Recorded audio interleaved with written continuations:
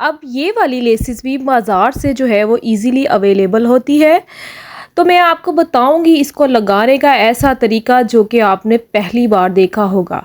अस्सलामुअलैकुम, welcome to my channel. आज मैंने आपके साथ शेयर करना है ऑर्गेन्जा लेस लगाने का ऐसा तरीका जो कि आपको बहुत ज़्यादा पसंद आने वाला है। लेस को जो है आपने अच्छे तरीके से प्रेस कर लेना है। उसके बाद जो है ये वाली साइड्स जो है वो आपने सीज़र के साथ कटिंग कर लेनी है।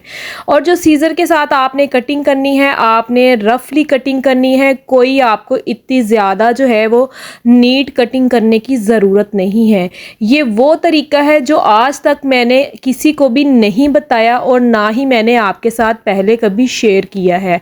बहुत ही इजी और सिंपल सा तरीका है। आप घर में बैठ के इस तरीके से जो है वो लेस को सेट कर सकती हैं और अपनी शर्ट्स की जो है लेंथ को बढ़ा सकती हैं। सेम इसी तरीके से दोनों साइड से जो है आपने ऐसे ही टिश्यू कटिंग कर लेना है।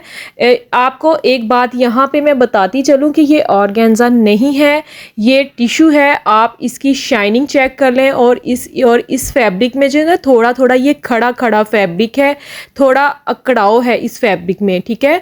तो इस हिसाब से जो है इसकी शाइनिंग, इसकी जो है ना चुभन, आप जब आप इसको ऐसे अपने स्किन के साथ टच करेंगे ना फैब्रिक को, तो ये चुभन का एहसास होगा।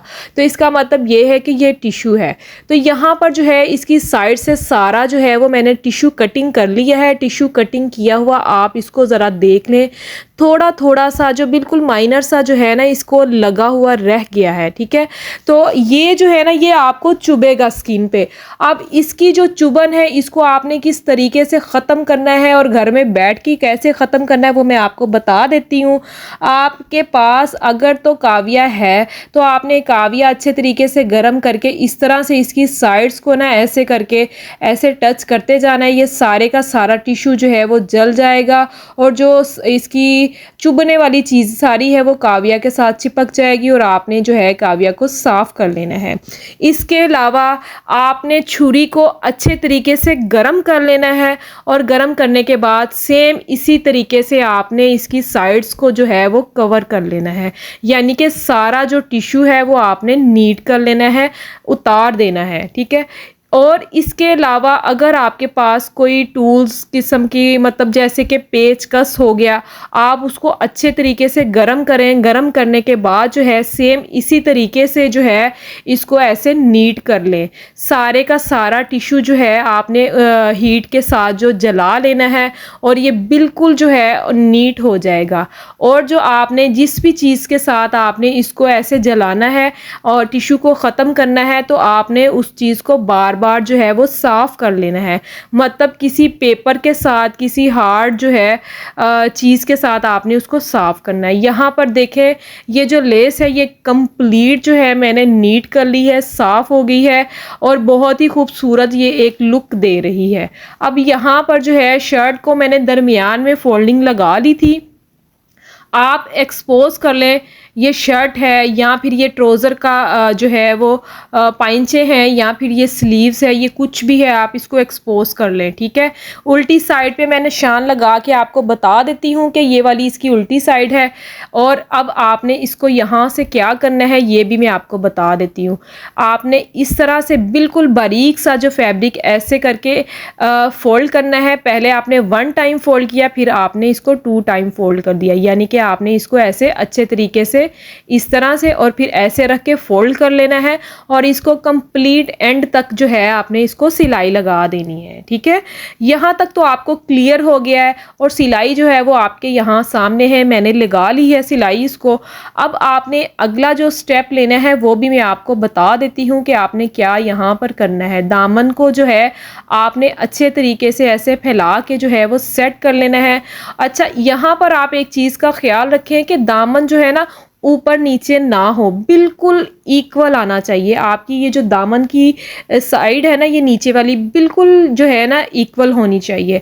अब यहाँ पर जो है ना आपने इस तरह से इस लेस को जो है वो सेट करना है, ठीक है। अच्छा, मैं आपको बताती चलूँ, इस तरह की जो लेसिस है आपको जुम्मा बाज़ार से इजीली अवेलेबल होंगी या फिर आप कभी मार्केट में जाएं तो वो अक्सर भाई जो है उन्होंने अपने काउंटर के बाहर की साइड पे इस तरह की लेसिस जो है वो लटकाई होती हैं और ये बहुत ही आपको रीज़नेबल जो है वो लेस मिल जाती है।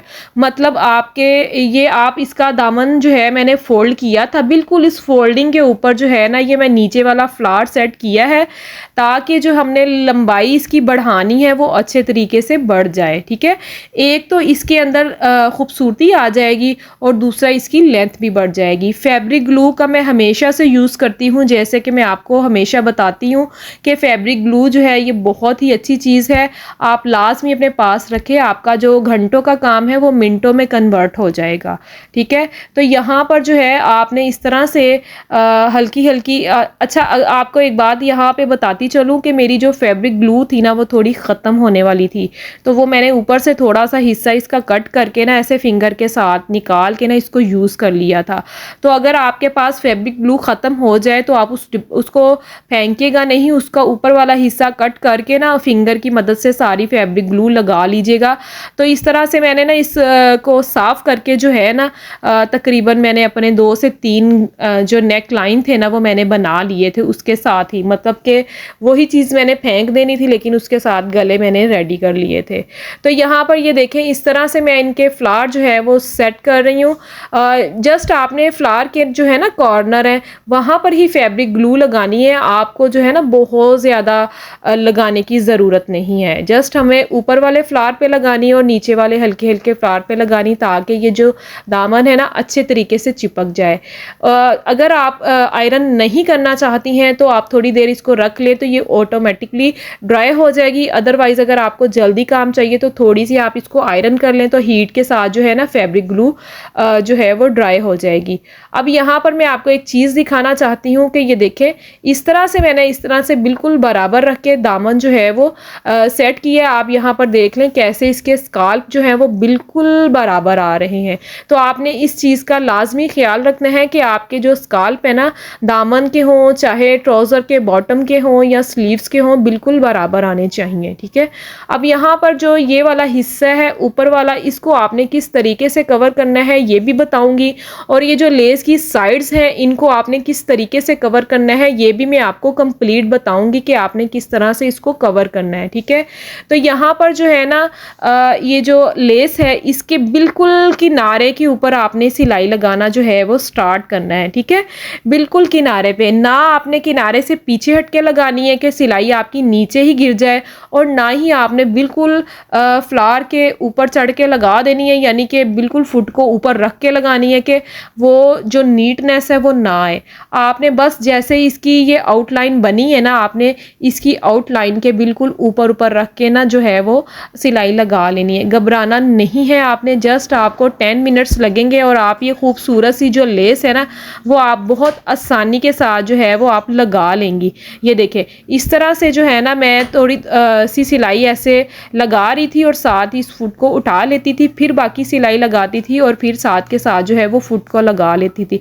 जब मैं आपको इसकी फाइनल लुक दिखाऊंगी ना तो आपको खुद ही कहेंगी कि ये घर में जो है ना लेस को फिक्स कर लेना ये ज़्यादा बेहतर होता है, ना कि आप बाज़ार से फिक्स करवाएं या फिर आप ये सोच के अपना सूट टेलर को दे दें कि ये वाली लेसेस जो है ना मेरे से तो लगेंगी नहीं, तो बेहतर है कि मैं बाहर से ही लगवा लूँ। तो आप इस तरह की लेसेस जो है वो आप घर में भी लगा सकती हैं। ठीक है, यहाँ पर आप देख लें कि किस तरह से मैंने जो है इस लेस को जो है वो फिक्स किया था। बहुत ही नीट तरीके से ये लेस लगी है। आपको यहाँ पर एक टिप देती चलूँ, नीचे की जानिब भी जो है ना बॉबिन केस में भी आपने मैरून कलर का धागा ही चढ़ाना है और ऊपर की जानिब भी जो है वो आपने सेम पैच के कलर का ही, यानी जो आपकी लेस है या आपका पैच है कुछ भी है आपने उसी कलर का जो है वो धागा आपने ऊपर की जानिब और नीचे की जानिब दोनों तरफ वही कलर होना चाहिए।